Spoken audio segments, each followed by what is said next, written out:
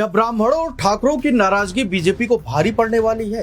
क्या आरक्षण SC/ST act और अब यूजीसी के नए नियमों ने सवर्णों के सब्र का बांध तोड़ दिया है? जी हां, जय भवानी और जय परशुराम के गगनभेदी नारों के साथ ब्राह्मण और क्षत्रिय समाज अब आर पार की लड़ाई के मूड में नजर आ रहा है।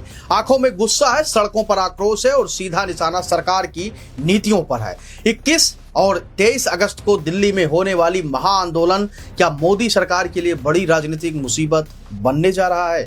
विवाद की सबसे बड़ी वजह बना है यूजीसी का नया रेगुलेशन एक्ट, जिसे सामान्य जाति पूरी तरीके से भेदभावपूर्ण बता रही है। आंदोलनकारियों का सीधा आरोप है, इस नए नियम में कुछ ऐसे प्रावधान है, ऐसे नियम है जिसके तहत यदि कोई व्यक्ति सवर्ण छात्रों या प्रोफेसरों के खिलाफ झूठी शिकायत भी करता है तो शिकायतकर्ता पर कोई कार्रवाई नहीं होगी, जबकि सवर्ण बच्चे पर कार्रवाई हो जाएगी। सवर्ण समाज का कहना है कि इस कानून का दुरुपयोग करके उनके बच्चों का करियर और भविष्य आसानी से चौपट किया जा सकता है, जो सीधे तौर पर संवैधानिक अधिकारों का उल्लंघन है। उनका साफ संदेश है कि अब पानी सिर से ऊपर हो चुका है, चाहे आरक्षण हो, SC/ST एक्ट हो या यूजीसी का नया नियम। सवर्ण समाज अब 1 इंच भी पीछे हटने को तैयार नहीं दिख रहा है। कहा जा रहा है कि दिल्ली में शक्ति प्रदर्शन के लिए सवर्ण संगठनों ने पूरी बिसात बिछा दी है। 17 अगस्त को सबसे पहले परशुराम दल यूजीसी एक्ट के खिलाफ हुंकार भरेंगे।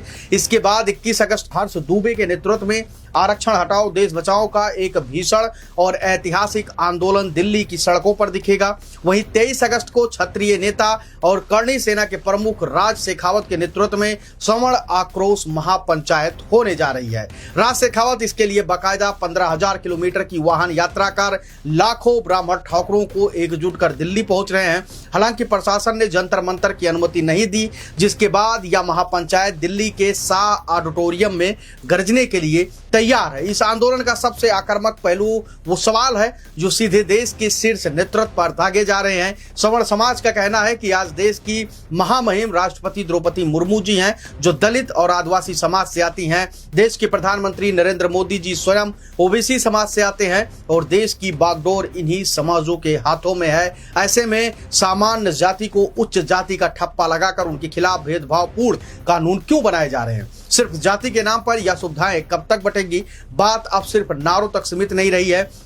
सोशल मीडिया से लेकर जमीन तक लाखों लोग इस आंदोलन के समर्थन में उतर आए हैं। सवर्ण समाज ने साफ कर दिया है कि अगर सरकार ने उनकी मांगों को अनसुना किया तो इस बार सड़कों के आक्रोश को वोट की चोट में बदल दिया जाएगा, जो आने वाले चुनाव में बीजेपी को बेहद भारी पड़ने वाला है। अब देखना यह होगा कि क्या 17, 21 और 23 अगस्त का यह त्रिकोणीय घेराव मोदी सरकार को झुकने पर मजबूर कर पाएगा। क्या यूजीसी एक्ट वापस होगा या फिर सवर्णों का यह गुस्सा सत्ता के समीकरण को बदल देगा? हर हलचल पर हमारी नजर बनी हुई है, क्योंकि 27 में भी चुनाव है, 29 में भी चुनाव है और जिस प्रकार से सामान्य जाति के लोग सड़कों पर हुंकार भर रहे हैं और कह रहे हैं कि वोट का चोट करेंगे, उससे क्या कुछ स्थिति बदलेगी? आप अपनी राय हमको जरूर दीजिएगा और बताएगा कि जो सवर्णों का यानी कि ब्राह्मण, क्षत्रिय और वैश्य समाज का जो महापंचायत आयोजित की जा रही है दिल्ली में, उसको लेकर आप क्या कुछ सोचते हैं? यूजीसी पर आपकी क्या कुछ राय है? आप अपनी राय हमें कमेंट सेक्शन में जरूर दीजिएगा। धन्यवाद।